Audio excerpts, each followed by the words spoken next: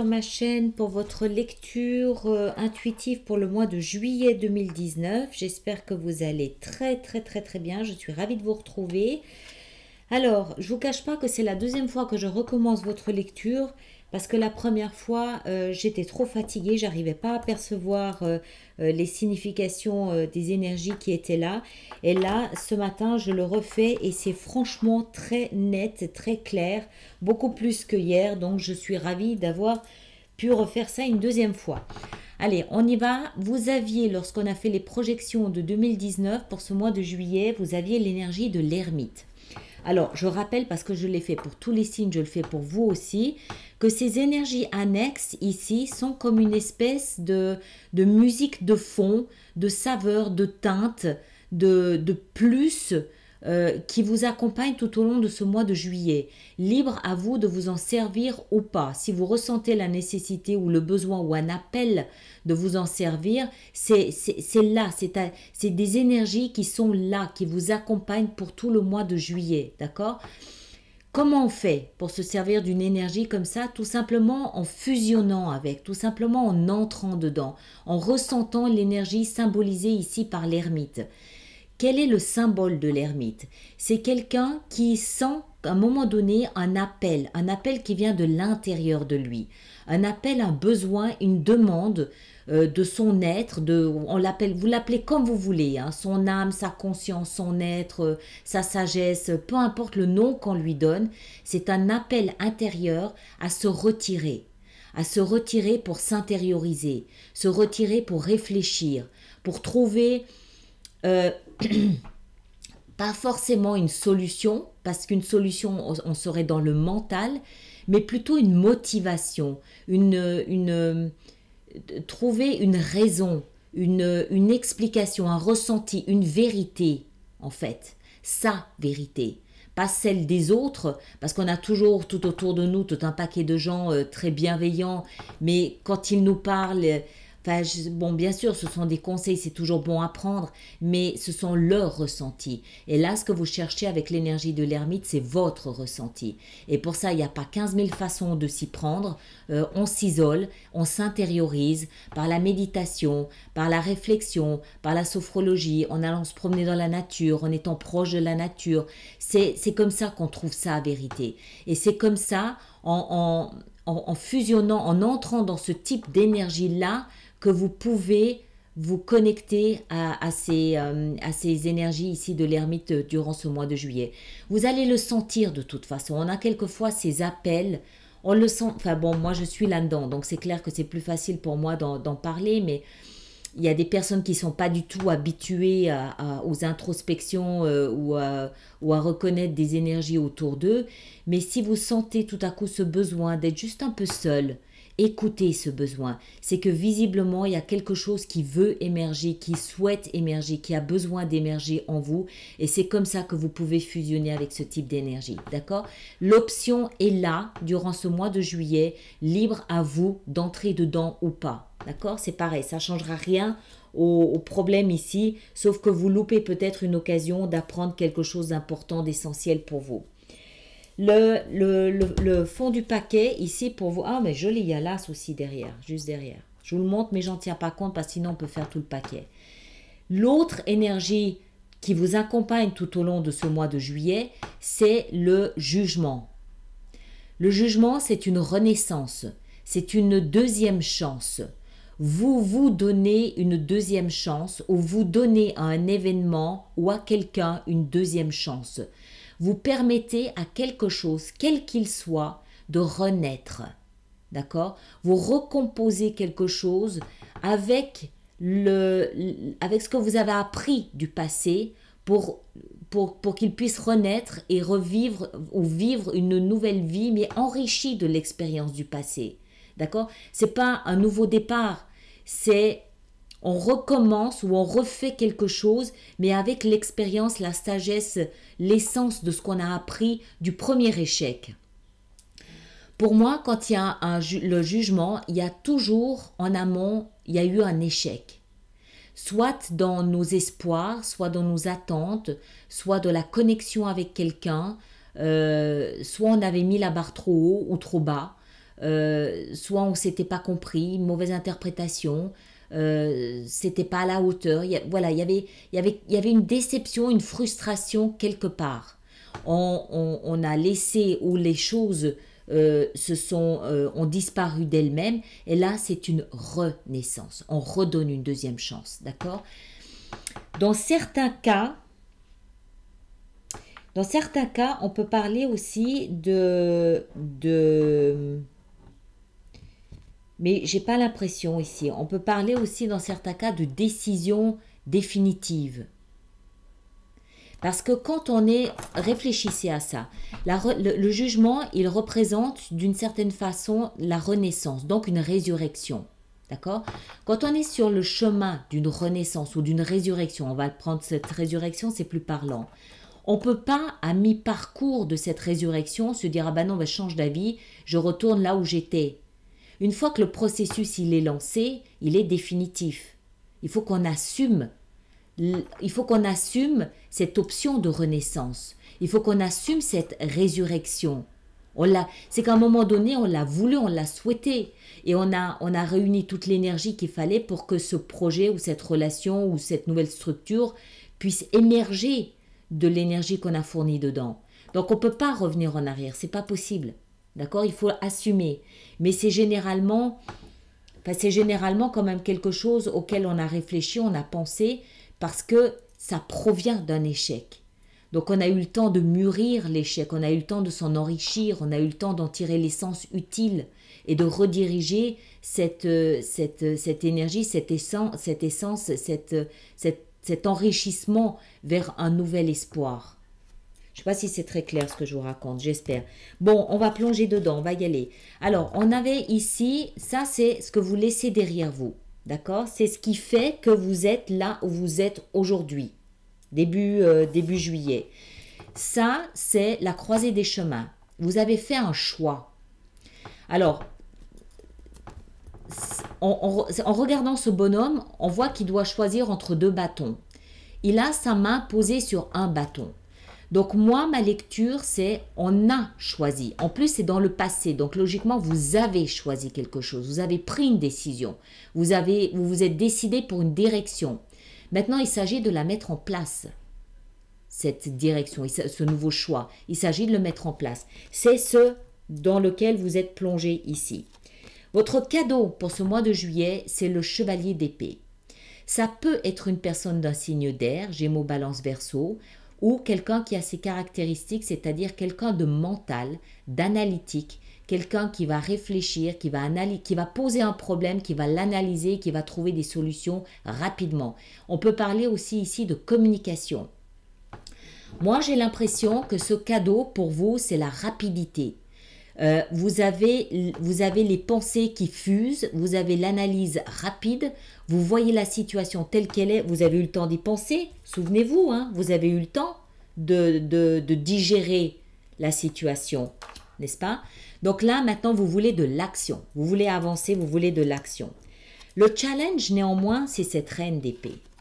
Alors, on est dans la même famille, la famille des épées, donc la famille du mental, de l'analyse, de l'intellect, de la communication. La reine, elle est un cran au-dessus du chevalier. Elle a plus d'expérience que le chevalier, elle a plus de maturité que le chevalier. Elle a plus d'assises et de pouvoir que le chevalier. Mais elle est en position, elle, de challenge, de défi. C'est quoi le défi ici? Le défi, c'est de prendre cette responsabilité. Le défi, c'est, ok, on a pensé, on a analysé, on a décortiqué le problème, parfait. Maintenant, le défi, c'est de le poser, c'est de le mettre en place. Et la reine d'épée, ici, ce qu'elle symbolise, encore une fois, on revient à ce jugement, la reine d'épée, elle représente la femme veuve ou divorcée, homme ou femme, hein, ça peut être l'homme veuf ou l'homme divorcé. Le message derrière cette personnalité, c'est quoi? C'est j'ai déjà souffert, j'ai l'expérience d'avoir souffert avec mes émotions. Aujourd'hui, je n'engage pas mes émotions, mais j'engage mon mental. J'engage ma tête avant d'engager mes émotions. Quiconque s'approche trop près de mon cœur prend le risque de voir mon glaive s'abattre sur sa tête. Je veux d'abord savoir où je mets les pieds, on verra après si j'engage mon cœur ou pas. Elle est méfiante, la reine d'épée. Elle est méfiante parce qu'elle a déjà vécu quelque chose de douloureux. Souvenez-vous, l'échec. D'accord? Renaissance, oui, mais enrichie de l'expérience du passé. Cette fois, je ne fonce pas tête bille dedans en engageant mon cœur. Cette fois, je réfléchis. Cette fois, je pose le problème, je l'analyse, je le décortique. C'est un défi, un challenge. Ok? Peut-être qu'on retrouve ici cette nécessité de se retirer à l'intérieur de sa grotte pour réfléchir aussi à tout ça. D'accord?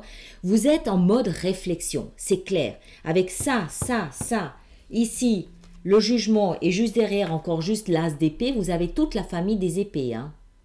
Presque. D'accord? Donc vous êtes plutôt dans la réflexion que l'action, j'ai envie de dire, même si ici on a 2 cartes d'action. Alors, vos relations, la façon dont les autres se présentent à vous durant ce mois de juillet sont sous la forme du pendu. Quelque chose est bloqué. Quelque chose stagne. Quelque chose n'est pas résolu. Peut-être qu'on en est encore au stade de la communication. Ça peut être vous, ça peut être l'autre. Quelqu'un, ou vous, ou les autres, ou l'autre, s'il s'agit ici d'un partenaire, mais ça peut aussi concerner le travail, hein, ou une amitié, ou la famille. Quelqu'un, ou vous, ou l'autre, ou les autres, est en mode « je me sacrifie hein, ». Donc, j'accepte d'être suspendu par le pied, le temps de comprendre ce qui se passe. Le temps de porter un regard différent sur les choses, le temps de digérer le passé et d'accepter de reconsidérer la situation, de renaître à la situation, mais en ayant réfléchi, en ayant analysé, en ayant compris. D'accord? On est bloqué. Là, la situation dans les relations avec les autres est bloquée. Il y a une nécessité de comprendre ce qui se passe avant. Votre focus pour ce mois de juillet, là où vous mettez toute votre énergie, c'est dans le nouveau départ. Vous voulez commencer quelque chose de nouveau. Vous. Pour moi, ça, c'est vous. Vous voulez commencer quelque chose de nouveau. Vous avez compris, vous avez fait vos démarches, vous avez communiqué, vous avez décortiqué ce qu'il fallait décortiquer, vous avez analysé, vous avez fait vos calculs, vous avez fait vos propositions. Vous voulez démarrer quelque chose. Ça peut encore une fois être professionnel, ça peut être une relation à l'autre, ça peut être n'importe quoi. D'accord? Vous êtes prêt, vous êtes dans les starting blocks, vous êtes prêt. C'est votre focus, vous êtes prêt et pourtant vous êtes bloqué. C'est pas vous qui bloquez, à mon avis, c'est les autres ou l'autre qui bloque. Peut-être que c'est ça que vous cherchez à comprendre. Pourquoi les autres bloquent alors que vous vous sentez si prêt? Ou peut-être que vous bloquez parce que vous êtes encore en recherche de quelques informations intérieures, quelques vérités intérieures, et vous hésitez à franchir ce pas. Ici, il s'agit en fait de sauter du haut de cette falaise, sans foi ni loi, en se disant « bon, on verra bien ce qu'il advient de ce que je ferai. J'ai confiance, on verra bien ce qui se passe une fois que j'arriverai en bas. » D'accord? Il a confiance, le fou. Il y va. Il est sûr de lui, il a confiance. Mais il semble que quand même, pourtant, ce soit un défi. Il semble que quand même, pourtant, quelque chose, quelques réflexions, quelques pensées, ou ça peut aussi être de la communication, vous freine, vous retient. Il manque le point-virgule. Il manque la barre au T et le point à la fin de la phrase. Il manque quelque chose. Du coup, vous hésitez un peu, vous vous sentez peut-être pas prêt, alors qu'en même temps, vous vous sentez prêt. Il y a cette espèce d'ambiguïté quand même. L'issue de votre mois, c'est cette 8 de bâton. La 8 de bâton, elle nous parle d'action, elle nous parle de communication, mais communication avec l'invisible. Tout nous ramène à ça. Là, et puis j'ai pas assez de mains, mais le pendu aussi. Tout nous ramène à ça. Introspection, réflexion intérieure, communication avec l'invisible, les petits messages de synchronicité, la pub qu'on voit 4 fois durant les mêmes 10 minutes, qui nous interpelle au bout de la 4e fois quand même. On pense à quelqu'un, subitement il nous appelle. On souhaite avoir une communication de quelqu'un et le lendemain on a une lettre ou un email de sa part. Synchronicité, il y a des messages tout autour de vous. tout autour de vous. Peut-être que c'est tellement surprenant pour vous que vous avez ce besoin de faire une pause et de vous retirer pour essayer de comprendre à quoi ça rime, de comprendre où tout ça vous mène. Moi, j'ai le sentiment que vous êtes en train de préparer quelque chose de grandiose, d'accord? Mais encore une fois, c'est une renaissance. Une renaissance se fait sur la base du passé. Et cette base du passé, c'est ce que vous êtes en train de digérer encore ici. C'est ce que vous êtes, peut-être que vous voyez très clairement dans votre tête la situation. Vous la voyez, vous comprenez, vous avez le bout vous avez le début, vous avez la fin, vous avez les deux bouts du problème dans votre tête. Vous voyez clairement. Mais pourtant, il y a quand même quelque chose qui vous retient. La peur de souffrir à nouveau. La peur parce que l'autre ou les autres ne s'engagent pas autant que vous. Peut-être que c'est vous qui poussez les autres et que leur réticence vous inquiète peut-être un petit peu. Ou alors vous attendez peut-être le bon moment. Peut-être qu'il est là le bon moment. Peut-être que ces deux énergies ici nous disent le bon moment, il est là. Écoutez les messages que vous envoie l'univers. Le bon moment est là. Vous vous sentez prêt. Mais quelque part en vous, il y a cette hésitation. La reine d'épée, c'est la reine du discernement. Est-ce que vous ne voyez peut-être pas clairement que c'est le bon moment? Tout ça vous pousse à vous servir de cette énergie de l'ermite, à vous retirer à l'intérieur de vous, à poser, analyser et à ressentir avec vos tripes. Le fou, il est pas fou par hasard. Il est fou, donc ça veut dire que ses neurones fonctionnent tous les 3e dimanches du mois. Comment est-ce qu'il avance? Comment est-ce qu'il fonctionne? Il écoute son intuition. Votre intuition, elle est là. Votre intuition, elle est là. Elle est ici aussi, votre intuition. Peut-être que c'est juste une invitation à écouter votre intuition. D'accord? Bon, je m'arrête là. On va voir comment on peut faire cette extension sur Vimeo. Alors, ceux qui me suivent, vous connaissez maintenant comment ça fonctionne. Le lien se trouve juste sous la fenêtre ici, dans la fenêtre de dialogue sous la vidéo. Ou alors, vous pouvez aussi aller directement sur Vimeo et taper Alice Nicolas. Vous arriverez sur ma page des extensions. Et puis, ceux qui ne me suivent pas sur Vimeo, il n'y a aucun problème avec ça. Vous êtes parfaitement libre de faire ce que vous en avez envie. Si c'est le cas, on se retrouvera au mois d'août pour notre lecture mensuelle. Et au début du mois de juillet pour les lectures de vie sentimentale pour l'été aussi, hein, comme je vous le disais. Alors, j'ai les mains maladroites. Je me sens maladroite aujourd'hui avec ces cartes. Elles sont grosses. Alors, on va commencer à en mettre une sur l'ermite pour voir si l'ermite a quelque chose de plus à nous apprendre. La 4 de coupe. Peut-être que vous avez reçu une proposition sur laquelle vous butez. Peut-être que vous hésitez. Soit à offrir une proposition, ou moi j'ai l'impression que vous en avez reçu une, et chat échaudé, craint l'eau froide, peut-être que vous butez un peu dessus, je ne sais pas. Alors, le passé, on s'en fiche, il est passé. On va aller voir notre cavalier ici d'épée, ce qu'il a à nous dire. Qu'est-ce qu'il a à nous dire, le beau cavalier? Oh, le roi de coupe. Est-ce qu'il nous parlerait d'émotion? La reine d'épée. Pourquoi est-elle un challenge, cette reine d'épée? Voilà, la mort. Elle doit recommencer quelque chose et ça lui fait peur. C'est ce qui la retient, à mon avis. Encore une sur la mort. 3 de denier. Ok.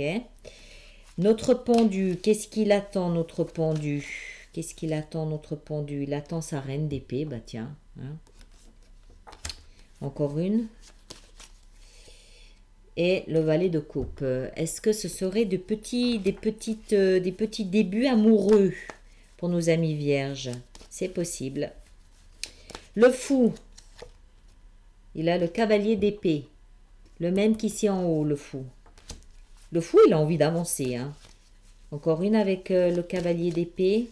On a la justice. D'accord, très bien. Et la 8 d'épée, la 8 de bâton. Qu'est-ce qu'on a sur la 8 de bâton? On a le cavalier de denier. D'accord, encore une. Parce que là, ça nous parle de patience. Cavalier de coupe. Ben, dis donc, il y en a des cavaliers là-dedans. Hein. C'est une véritable ménagerie. Encore une avec le cavalier de coupe. On a la 6 de bâton. Succès, réussite. Ok, très bien. Je m'arrête là. Je vous retrouve sur Vimeo. Et puis, sinon, au mois d'août pour les lectures du mois d'août. Merci beaucoup.